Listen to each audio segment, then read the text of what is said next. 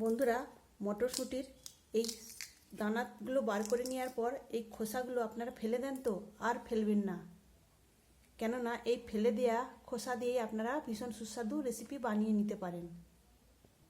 আর আজকে আমি আপনাদের সঙ্গে শেয়ার করব মটরশুঁটির এই খোসা দিয়ে ভীষণ সুস্বাদু একটা রেসিপি, যেটা গরম ভাতের সঙ্গে খেতে ভীষণই ভালো লাগবে। তাহলে চলুন রেসিপিতে যাই। রেসিপিটা বানানোর জন্য এখানে একদম সতেজ মটরশুঁটির খোসা নিতে হবে, আর খোসাগুলো হতে হবে একদম মচমচে। তো এইভাবে একটু টিপ দিলেই মচমচ করে আওয়াজ হচ্ছে, এইরকম মটরশুঁটির খোসাগুলো নিতে হবে। তবে হলুদ হয়ে গেছে এমন খোসা নিলে রেসিপিটা ভালো হবে না। আর এই খোসাগুলো মটর দানা বার করে নেওয়ার পর এই খোসার দু সাইডের এইরকম শিরার অংশগুলো বাদ দিয়ে দিতে হবে। এগুলো বাদ দিয়ে দিতে হবে, কারণ এগুলো রান্নার পর মুখে লাগবে, তখন কিন্তু খেতে ভালো লাগবে না। তো এইভাবে আমি সমস্ত মটরশুঁটির খোসা থেকে দুই সাইডের এই অংশটা এইভাবে ছাড়িয়ে নেব। তবে আপনারা অবশ্যই রেসিপিটা বানানোর সময় এইভাবে খোসাগুলো বাদ দিয়ে দেবেন। সিমের যেমন দুই সাইডের এই শিরার মতো অংশটা বাদ দিতে হয়, সেই রকমই এই মটরশুঁটির দুই সাইডের শিরার অংশটা এইভাবে বাদ দিয়ে দিতে হবে। এইভাবে দেখুন, দুই সাইডে টান দিলেই কত সুন্দরভাবে শিরার অংশটা বেরিয়ে আসছে। আমার প্রয়োজন অনুযায়ী আমি বেশ কিছু খোসা এইভাবে শিরার অংশটা ছাড়িয়ে নিয়েছি, আর এগুলোকে ফেলে দিতে হবে। এখন এগুলোকে পরিষ্কার করে ধুয়ে নিতে হবে। খোসাগুলো আমি পরিষ্কার করে ধুয়ে নিয়েছি। আর নিয়েছি একটা পাকা টমেটো, তার সঙ্গে নিয়েছি দুটো কাঁচা লঙ্কা, আর নিয়েছি 6 কোয়া রসুন। আমি এই সব কিছু প্রেসার কুকারে একটা সিটি দিয়ে নেব। তবে আপনারা চাইলে এমনিও সেদ্ধ করে নিতে পারেন, যে কোনো কড়াই বা বাটিতে। আমি প্রেসার কুকারে একটা সিটি দিয়ে সেদ্ধ করে নিয়ে আসার পর আপনাদের সঙ্গে ফিরে আসছি। আমি সমস্ত কিছু উপকরণ প্রেসার কুকারে একটা সিটি দিয়ে সেদ্ধ করে নেওয়ার পর আলাদা করে নিয়েছি। তো এখন আমি এই টমেটোর খোসাটা ছাড়িয়ে নেব।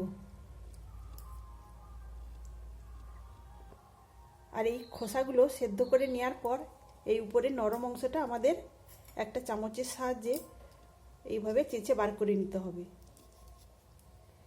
এই শক্ত অংশটা আমাদের কাজে লাগবে না। তবে এই খোসার নরম অংশটা বার করার জন্য খুব ভালোভাবে মটরশুঁটির খোসাগুলো সেদ্ধ করতে হবে, তা না হলে কিন্তু এটা এইভাবে বার করা যাবে না। আর এই রেসিপিটা বানানোর জন্য মটরশুঁটির খোসার পরিমাণটা একটু বেশি নিতে হবে।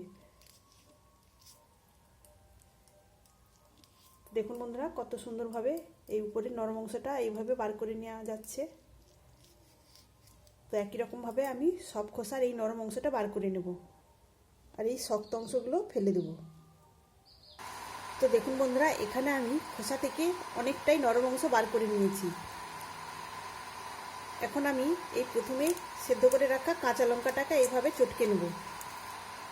আশা করছি বন্ধুরা, আজকের রেসিপি আপনাদের সবারই ভীষণ ভালো লাগবে। এবার এই পাকা টমেটোটাও আমি এইভাবে একটু ম্যাশ করে নেব।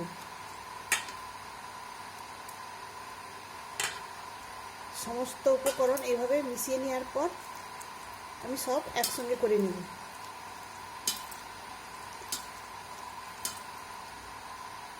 এখন এটাকে আমি রান্না করে নেব।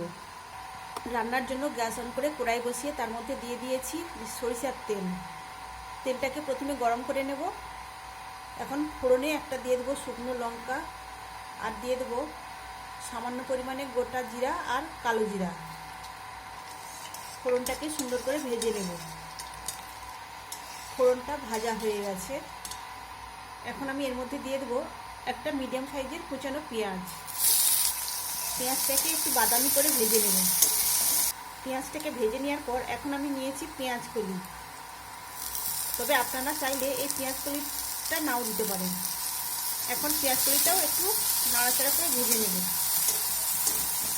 বন্ধুরা, অবশ্যই আপনারা একবার এইভাবে ফেলে দেওয়া মটরশুঁটির খোসা দিয়ে রেসিপিটা বানিয়ে দেখবেন। গরম ভাতের সঙ্গে খেতে দুর্দান্ত লাগবে। আর আপনারা ভাবতেই পারবেন না ফেলে দেওয়া মটরশুঁটির খোসা দিয়ে এত সুন্দর একটা রেসিপি হয়। একবার বানিয়ে খাওয়ার পর আর এই মটরশুঁটির খোসা ফেলে দিতে ইচ্ছাই হবে না। এখন গ্যাসের ফ্লেমটাকে একদম লোতে করে দিয়েছি।